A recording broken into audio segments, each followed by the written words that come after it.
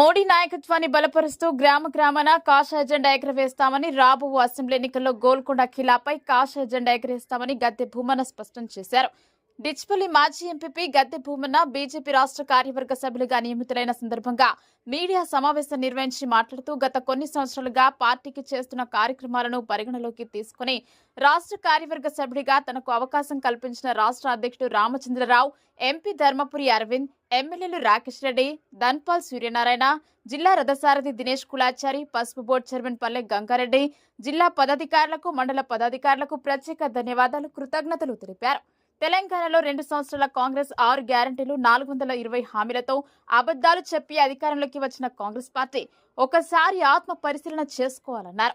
ప్రజలకు, నిరుద్యోగులకు, రైతన్నలకు ఇప్పటి వరకు ఏమిచ్చారో ఒకసారి ఆత్మ పరిశీలన చేసుకోవాలని డిమాండ్ చేశారు. ఎంపీ అరవింద్ నిజామాబాద్ జిల్లాలో ఆర్ఓబీలు నిర్మాణంలో కీలక పాత్ర వహించాడన్నారు. గ్రామాల అభివృద్ధికి రాష్ట్రం ఏ నిధులు ఇచ్చారో తెలపాలని, కేంద్ర ప్రభుత్వ నిధులతో గ్రామ పంచాయతీలకు నేరుగా సర్పంచ్లకు 15వ ఆర్థిక సంఘం నిధులే సర్పంచ్లకు వస్తున్నాయని, రాష్ట్ర ప్రభుత్వ నిధులు ఇప్పటి వరకు ఏమీ ఇవ్వలేదని ఆరోపించారు. కావున రాబోయే జెడ్పీటీసీ, ఎంపీటీసీ ఎన్నికల్లో కాంగ్రెస్ ప్రభుత్వానికి బుద్ధి చెప్తారన్నారు. ఈ యొక్క కార్యక్రమంలో స్థానిక మండల అధ్యక్షుడు చంద్రకాంత్, బీజేవైఎం జిల్లా అధ్యక్షుడు రవిగౌడ్, ప్రధాన కార్యదర్శి లక్ష్మణ్ విఠల్, బీజేవైఎం మండల అధ్యక్షుడు రమణ, బాలయ్య, ఉప సర్పంచ్లు పిట్ల క్రాంతి కుమార్, సాయి చరణ్, కరుణాకర్, శంకర్, వినోద్ రెడ్డి, సీనియర్ నాయకులు తదితరులు పాల్గొన్నారు.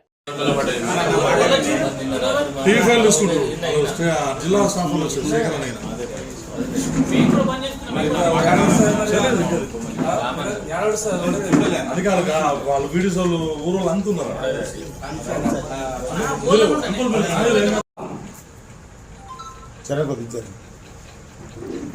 ఫస్ట్ మండలాధ్యక్షుడు మాట్లాడాలి తీసుకొని జనరల్ టాపిక్ రాడని మాట్లాడే అది కొట్టి కొట్టేస్తాట మీరు కంటిన్యూ కానీ మనం లాస్ట్ ఫోటో తీసుకుంటాం.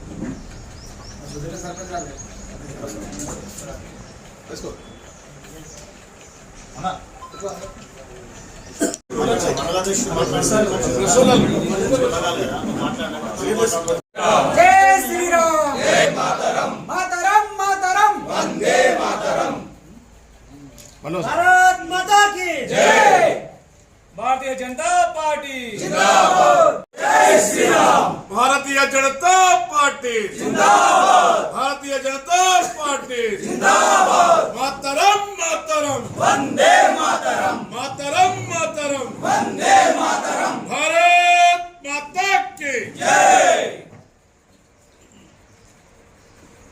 మేమంతా కృషి చేయాలని చెప్తారు. మొత్తం మీడియా చేతుల్నే ఉంటుంది.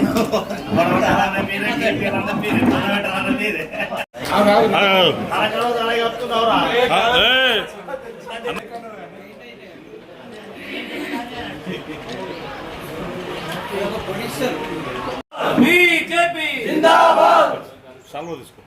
జై శ్రీరామ్, జై శ్రీరామ్, వందే మాతరం, వందే మాతరం, భారతీయ జనతా పార్టీ జిందాబాద్, భారతీయ జనతా పార్టీ జిందాబాద్, నరేంద్ర నాయకత్వం వర్ధిల్లాలి, భారత్ మాతా కీ జై, భారత్ మాతా కీ జై, జై శ్రీరామ్, జై శ్రీరామ్, జై బీజేపీ, జై బీజేపీ, గద్దె భూమన్న నాయకత్వం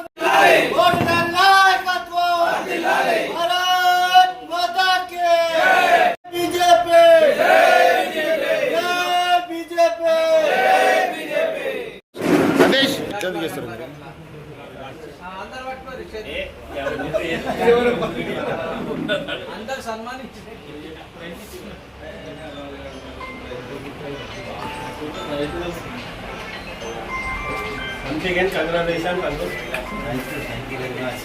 నిజామాబాద్లో భారతీయ జనతా పార్టీ మరింత వేగంగా పుంజుకోవాలని మనకు కోరుకుంటున్నాం. సరే, ఇప్పుడు ఏం చేస్తుంది?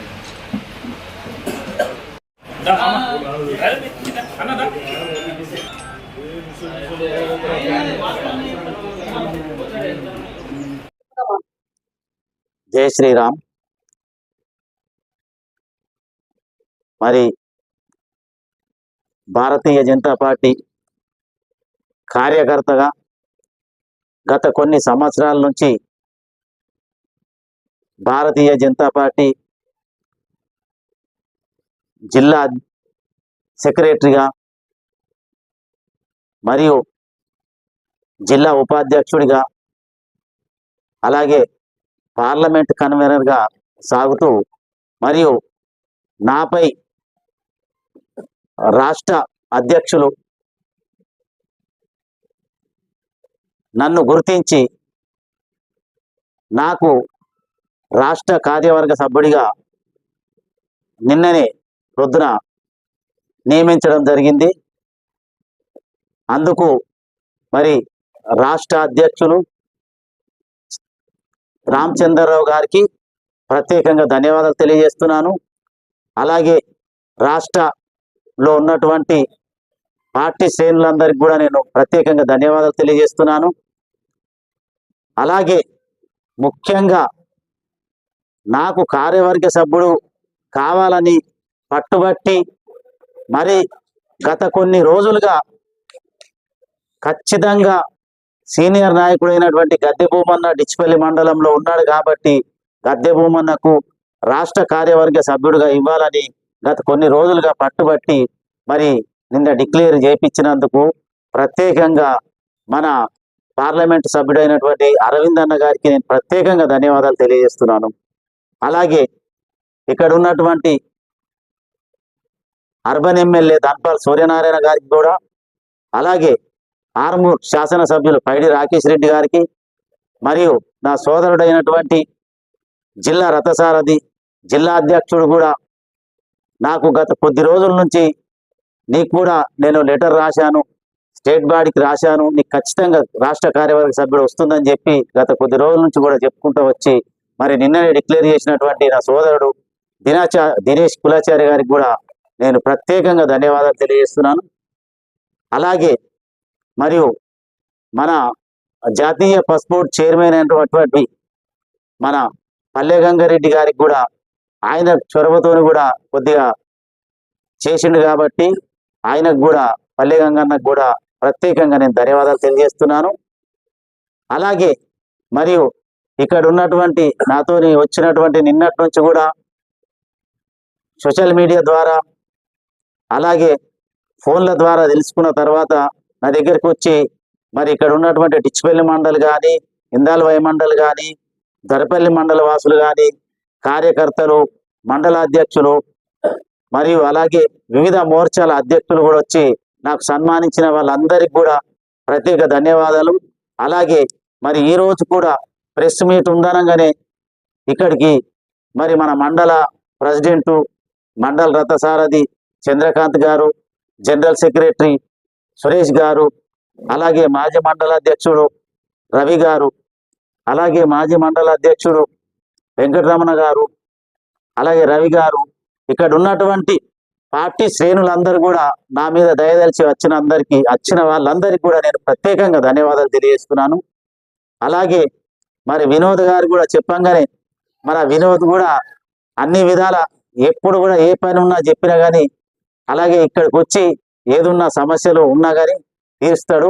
ఆయనకు కూడా నేను ధన్యవాదాలు తెలియజేస్తున్నాను. ముఖ్యంగా ఈ రాష్ట్రంలో మన కాంగ్రెస్ ప్రభుత్వం దాదాపుగా 2 సంవత్సరాలన్నర కావస్తుంది. కానీ ఏ ప్రభుత్వంలో కూడా అసెంబ్లీలో ప్రతిపక్షాలు మాట్లాడంగా విన్నాను కానీ మొన్నటి నుంచి అసెంబ్లీలో చూస్తే మరి కాంగ్రెస్ పార్టీ వాళ్ళే విమర్శించడం ఇది మొదటిసారిగా నేను చూడడం.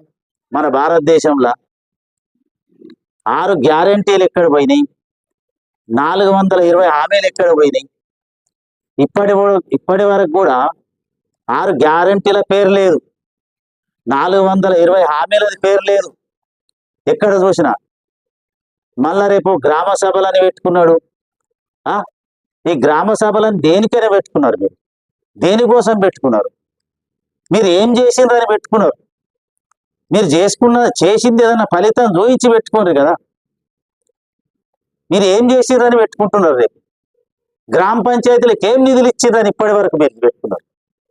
గ్రామ పంచాయతీలకు నిధులు ఇచ్చిన 15 ఫైనాన్స్ సెంట్రల్ గవర్నమెంట్ దాని మీదనే మీరు ఇంకా ట్రెజరర్లతో రిటర్న్ డబ్బులు తీసుకొని మీరు ప్రభుత్వాలు నడుపుకుంటా కేంద్ర ప్రభుత్వం ఇచ్చింది నేను చెప్తున్నారు, ఏమి ఇస్తుందని చెప్తున్నారు.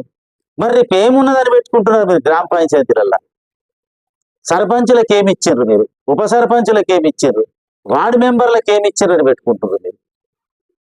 అది చెప్పాలా, అది తెలియజేయాలని మరి ఆఫీసర్లను పిలిచి చేస్తున్నారు. కాబట్టి ఎక్కడైనా కానీ బీజేపీలో ఉన్నటువంటి ఎవరైనా సర్పంచులు కానీ ఉప సర్పంచులు కానీ రేపు గట్టిగా ఎదిరించి మాట్లాడవలసిందిగా నేను బీజేపీలో ఉన్న సర్పంచులకు కానీ వార్డు మెంబర్లకు కానీ ఉప సర్పంచులకు నేను తెలియజేస్తున్నాను. ఎందుకంటే వాళ్ళు ఏం చేసిరో వాళ్ళు చేసింది చూపెట్టమని ఫస్ట్ అడగండి ఆఫీసర్లను. అలాగే ఇప్పుడు ఈరోజు ఏప్రిల్ 1, రేపు హనుమాన్ జయంతి ఉంది. మరి ఇన్ని రోజులు లేనిది ఈ హనుమాన్ జయంతి రోజే హిందువుల పండుగలు వచ్చినప్పుడే పెట్టవలసిన అవసరం ఏమున్నది? మరి అదే వేరే ఇతర మతాల పండుగలు వచ్చినప్పుడు ఎందుకు పెట్టలేదు? హిందువుల పండుగలు వచ్చినప్పుడే పెట్టాలని అవసరమా? అంటే హిందువుల మనోభావాలు దెబ్బతీయడానికే ఈ ప్రభుత్వం చేస్తున్న కుట్ర. దానికి నేను ప్రత్యేకంగా ఖండిస్తున్నాను నేను. అలాగే మన పార్లమెంట్ సభ్యుడు అరవింద్ అన్న మన పార్లమెంట్కి ఏం తెచ్చిండు, ఏం చేసిండని ఎక్కడ పోయినా ప్రెస్ మీట్ పెడితే ఫస్ట్ అరవింద్ అన్న గురించి మాట్లాడతారు. మరి మీరేం చేసిండ్రో చెప్పండి. అరవింద్ అన్న చేసినవి ఇప్పటి వరకు 6 ఓబీలు, ఆర్ఓయూబీలు మరి ఎక్కడ చూసినా కనపడతలేవా? మాధవనగర్ కానీ, అక్కడ మామిడిపల్లి కానీ, ఇక్కడ ఏడిపల్లి కానీ, ఇటువంటి ఎన్నో తీసుకొచ్చిండు.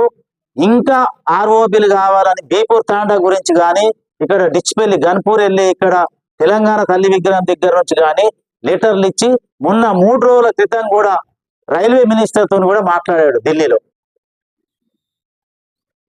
మరి ఎందుకు మాట్లాడతారు? ప్రెస్ మీట్ పెట్టి మేమేమో చేసినట్టు గొప్పలు చేసినట్టు చెప్తారు. మీరు చేసింది ఏమున్నా చూపెట్టండి. ఏ ఊర్లో ఏం చేసిండ్రో చూపెట్టండి. మరి ఇప్పటి వరకు ప్రభుత్వం ఏ హామీలు ఇచ్చారు? హామీలు ఇచ్చిన ఏమి నెరవేర్చిండ్రు? ఒక్క గ్యారంటీ కూడా మీరు 6 గ్యారంటీలో ఒక్క గ్యారంటీ కూడా నెరవేర్చలేదు.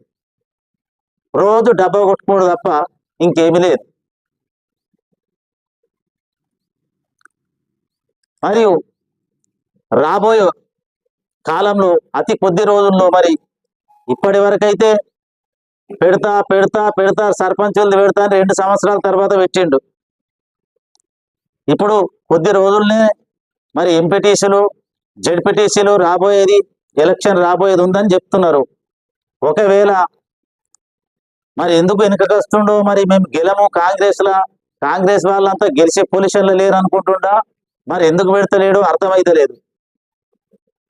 కానీ ఈసారి మాత్రం ఈ జెడ్పీటీసీ, ఎంపీటీసీలు ఏదైతే ఎన్నికలు వస్తున్నాయో ఆ ఎన్నికల్లో తప్పకుండా కాషాయ జెండా ఎగురవేస్తాం.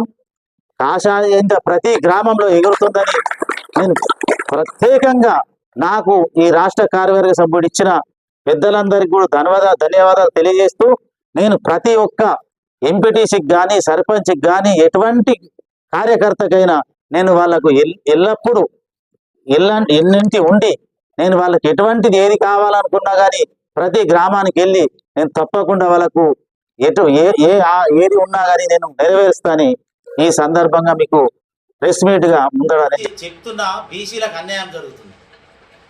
42% బీసీలకు ఎక్కడుంది? ఇక్కడ ఇప్పటి వరకు ఏ ప్రభుత్వం కూడా బీసీలకు అన్యాయం చేస్తూనే ఉన్నది. గత కొన్ని సంవత్సరాల నుంచి కూడా బీసీల గురించి పోరాడుతూ ఉన్నారు, బీసీల గురించి మాట్లాడుతూ ఉన్నారు. ఎలక్షన్ వచ్చిందంటే బీసీల ఓట్లు కావాలంటారు. కానీ బీసీలకు న్యాయం చేసింది ఎక్కడ ఏ ప్రభుత్వం చేయలే. కానీ ఈసారి బీజేపీ ప్రభుత్వం మాత్రం తప్పకుండా 2028లో కానీ 29లో కానీ ఎలక్షన్లో ఖచ్చితంగా 100కు పైగా ఎమ్మెల్యేలు గెలిచి గోల్కొండ కిల్లా మీద కాషాయ జెండా ఎగురుతుంది. ప్రతి గ్రామంలో ప్రతి జిల్లాలో కాషాయ జెండా ఎగురేటట్టుగా మేము ఎప్పుడైతే ఈ ప్రభుత్వం హామీలు 6 గ్యారంటీలు 420 హామీలు పెట్టుకొని అబద్ధం మాటలు చెప్పి ప్రభుత్వం వచ్చిందో, అంతకుముందు కూడా ప్రభుత్వం కూడా బీఆర్ఎస్ పార్టీ ఎన్ని హామీలు చెప్పి ఎన్ని అబద్ధాలు హామీలు ఇచ్చినా కానీ వాళ్ళని ప్రజలు ఏం చేసిరో గుర్తున్నది. ఇప్పుడు ఈ కాంగ్రెస్ ప్రభుత్వం కూడా ప్రజలు ఏం చేస్తారో తప్పకుండా ప్రజలు వాళ్ళే గుణపాఠం నేర్పుతారు. నాకు ప్రత్యేకంగా చొరవ తీసుకున్నటువంటి పార్లమెంట్ సభ్యుడు అరవింద్ అన్న గారు నాకు ఈ రాష్ట్ర కార్యవర్గ సభ్యులు ఇచ్చినందుకు ఆయనకు ప్రత్యేకంగా కృతజ్ఞతలు తెలియజేస్తున్నాను. అలాగే ఆయన అడుగుజాడల్లో నడిచి ఆయన ఏ పని చెప్పినా, పార్టీ గురించి ఏది చెప్పినా కానీ తప్పకుండా నేను చేస్తా అని తెలియజేస్తున్నాను. భారత్ మాతాకి జై.